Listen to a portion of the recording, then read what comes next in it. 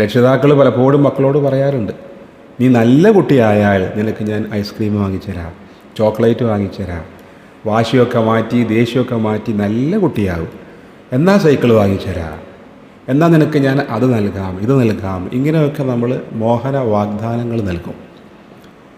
ഇതിൽ വലിയൊരു അപകടമുണ്ട്. അതെന്താ? ഈ കുട്ടി നല്ല കുട്ടിയാകുന്നത്, ഈ കുട്ടി വാശി മാറ്റുന്നത്, ദേഷ്യം മാറ്റുന്നത് ആത്മാർത്ഥമായിട്ടാവില്ല.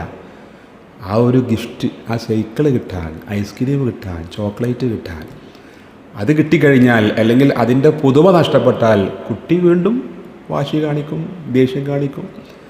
ആ കുട്ടിയുടെ സ്വഭാവം കുട്ടി പുറത്തെടുക്കും. കുട്ടികളുമായിട്ടൊരു യാത്ര പോകുമ്പോൾ കുട്ടിക്ക് ഇഷ്ടപ്പെട്ട എന്തെങ്കിലും ഒന്ന് വാങ്ങിച്ചു കൊടുക്കുക, എന്നിട്ട് പറയാം, നീ അന്ന് ഞാൻ പറഞ്ഞ കാര്യം അനുസരിച്ചു, നല്ല കുട്ടിയായി, അതിനുള്ള ഒരു ഗിഫ്റ്റാണ് ഇത് എന്ന് പറഞ്ഞ് കുട്ടി പ്രതീക്ഷിക്കാതെ ആപേക്ഷികമായി കുട്ടിക്ക് ലഭിക്കണം. അപ്പോൾ കുട്ടിക്കുണ്ടാകുന്ന ഒരു മാറ്റമുണ്ട്, കുട്ടിക്കുണ്ടാകുന്ന ചില ചിന്തകളുണ്ട്, വീണ്ടും അത്തരം നല്ല കാര്യങ്ങൾ ചെയ്യാനുള്ള ഒരു പ്രചോദനം അതിലുണ്ട്. കുട്ടികളുടെ പ്രശ്നമായിട്ട് ഒരുപാട് രക്ഷിതാക്കൾ ഇവിടെ വരാറുണ്ട് മക്കൾക്ക് കൗൺസിലിങ്ങിന്. ഈ കുട്ടികളുമായി സംസാരിക്കുമ്പോൾ ശരിക്കും പ്രശ്നം കുട്ടികൾക്കാവില്ല, രക്ഷിതാക്കൾക്കാവും.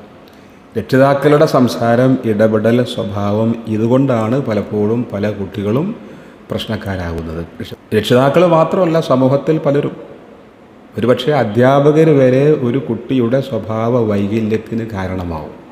എൻ്റെ അടുത്ത് കൗൺസിലിങ്ങിന് വന്ന ഒരു കുട്ടി മദ്രസയിലേക്ക് പോകുന്നില്ല സാറേ, കുറച്ച് ദിവസമായിട്ട് അവന് ഭയങ്കര മടിയാണ്, മദ്രസയിലേക്ക് പോകാൻ പറയുമ്പോൾ കരയാണ്. ഞാൻ ആ കുട്ടിയുമായി സംസാരിച്ചു.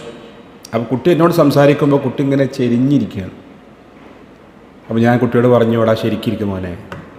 അപ്പോൾ കുട്ടി വീണ്ടും ഞാൻ ചിലത് ചോദിക്കുമ്പോൾ പറയുമ്പോൾ കുട്ടി ഇങ്ങനെ ചെരിഞ്ഞിരിക്കും, ഈ ഇടത്തെ ചെവി ഇങ്ങനെ എൻ്റെ ഭാഗത്തേക്ക് തിരിച്ചുകൊണ്ട്. അപ്പോൾ ഞാൻ ആ കുട്ടിയുമായി കൂടുതൽ സംസാരിച്ചു. എനിക്കൊരു കാര്യം മനസ്സിലായി, ആ കുട്ടിക്ക് വലത്തെ ചെവി ഒരല്പം പതുക്കെയാണ്, ഇടത്തെ ചെവിയാണ് ശരിക്കും കേൾക്കുന്നത്.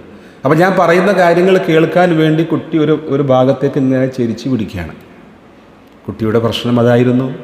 മദ്രസയിൽ ഉസ്താദ് ക്ലാസ് എടുക്കുമ്പോൾ കുട്ടി ഇങ്ങനെ മുഖം തിരിഞ്ഞിരിക്കും, ഉസ്താദ് പോയിട്ട് അടിക്കും, വഴക്ക് പറയും. സത്യത്തിൽ ഈ കുട്ടി ഇങ്ങനെ ചെരിഞ്ഞിരിക്കുന്നത് ഉസ്താദ് പറയുന്ന കാര്യങ്ങൾ കൃത്യമായിട്ട് കേൾക്കാൻ വേണ്ടിയാണ്. പക്ഷേ ആ ഉസ്താദിന് അത് മനസ്സിലാക്കാൻ സാധിക്കാതെ പോയി.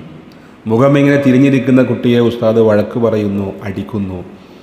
ആ കുട്ടിക്ക് മദ്രസയിലേക്ക് വരാൻ പിന്നീട് ഒരു താല്പര്യമില്ലാതെ പോകുന്നു. അപ്പോൾ കുട്ടികളെ മനസ്സിലാക്കേണ്ടത് രക്ഷിതാക്കൾ മാത്രമല്ല, അധ്യാപകരും.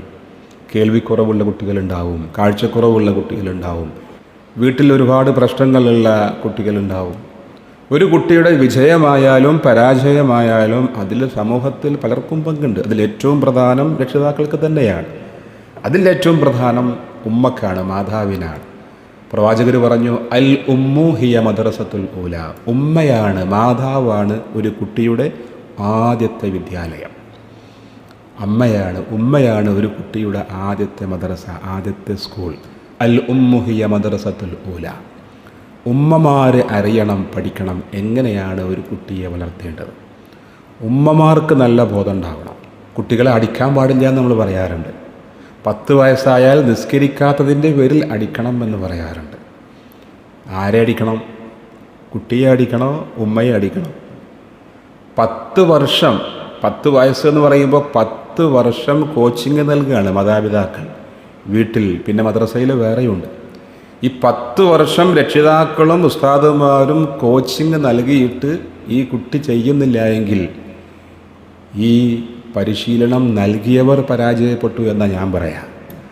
അപ്പോൾ കുട്ടിയെ മാത്രം പഠിച്ചാൽ പോരാ, രക്ഷിതാക്കളെയും ഉസ്താദുമാരെയും പഠിക്കണം കുട്ടി നിസ്കരിക്കുന്നില്ല എങ്കിൽ. കാരണം അവരുടെ കോച്ചിങ്, അവരുടെ ട്രെയിനിങ്, അവരുടെ പരിശീലനം പരാജയപ്പെട്ടു എന്ന അർത്ഥം.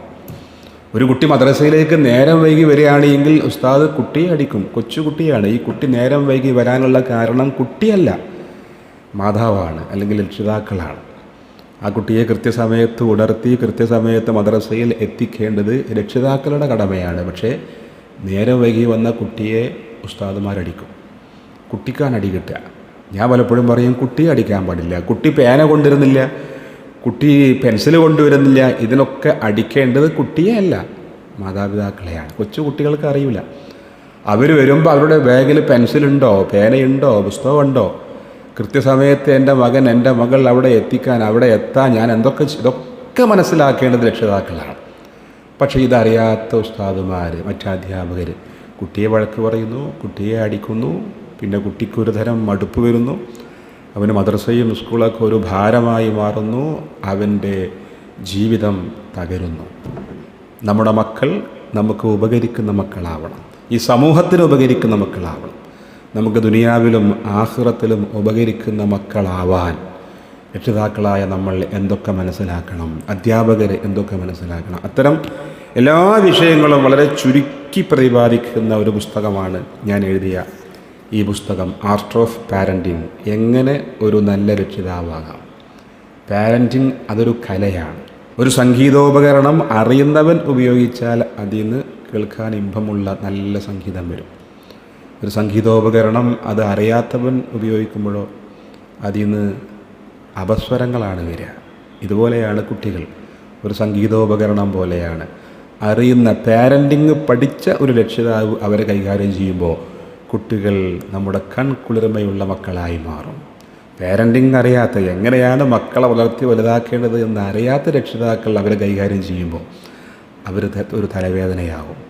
അവർ രക്ഷിതാക്കൾക്ക് മാത്രമല്ല, സമൂഹത്തിന് മുഴുവനും അവർ പ്രശ്നക്കാരായി മാറും. അപ്പം അതുകൊണ്ട് എൻ്റെ പ്രിയപ്പെട്ടവരെ, രക്ഷിതാക്കളെ, അധ്യാപകരെ, മുതിർന്നവരെ, കല്യാണം കഴിക്കാൻ പോകുന്നവർ, കല്യാണം കഴിച്ചവർ, പേരക്കുട്ടികളായവർ എല്ലാവരും മനസ്സിലാക്കേണ്ട ഒരുപാട് വിഷയങ്ങൾ ഉൾക്കൊള്ളിച്ച എങ്ങനെ ഒരു നല്ല രക്ഷിതാവാകാം. ഇത് രക്ഷിതാക്കൾക്ക് മാത്രമല്ല, അധ്യാപകർക്കും കല്യാണം കഴിക്കാൻ പോകുന്നവർക്കും, ഇപ്പോൾ നിലവിലെ കുട്ടികളായി അല്ലെങ്കിൽ പേരക്കുട്ടികളായി അവർക്കൊക്കെ ഉപകരിക്കും.